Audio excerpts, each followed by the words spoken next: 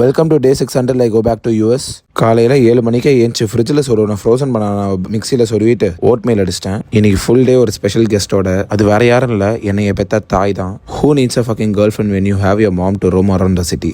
அவங்களுக்கு இன்றைக்கி seat meal போல் சும்மா விளாசினாங்க. இதில் ஒரு பெத்த புள்ள இருக்கானே, கொஞ்சம் கொடுப்போன்னு எதுவுமே இல்லை. நான் காஃபியை குச்சி செதறிட்டேன். அப்படியே ஷாப்பிங் போகிறப்ப என்னப்பா காலில் தட்டுதேன்னு பார்த்தா சனிக்கிழமை சனியை வேலையை ஆரம்பிச்சிட்டான். சனி போனால் தனியாக வேறு போகாது, இல்லை 2வது ஷூ வேறு பிஞ்சிருச்சு. நல்ல வேலை ஸ்டேஷ்னரி ஷாப்லேயே இருந்தால் பக்கத்துலேயே ஃபெவிக்விக் வாங்கிட்டு போய் ஒட்டிடலான்னு பார்த்தா என் இளவடுத்த நேரம் ஒட்டவே இல்லை. அது இதுக்கு மேலே ஷாப்பிங் கிடையாது. இன்ஸ்டாமெட்டில் டெலிவரபிள்ஸ்லாம் வாங்கிட்டு இங்கேயே அன்பாக்சிங் போட்டு 2 ப்ரோட்டீன் ஷேக் அடிச்சுட்டு கிளம்பிட்டேன். ஷாப்பிங் டேட் முடிஞ்சிச்சு, இப்போ பவுலிங் டேட்.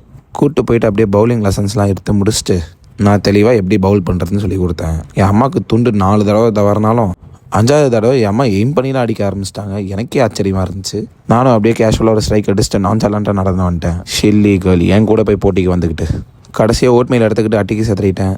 என் பாவா பான் பராக் போகிற ஸ்டைலே தனி. சரி 2 டீ அடிச்சுட்டு நாளாக முடிச்சுக்கிட்டேன். வரண்ட சின்னச்சாமி.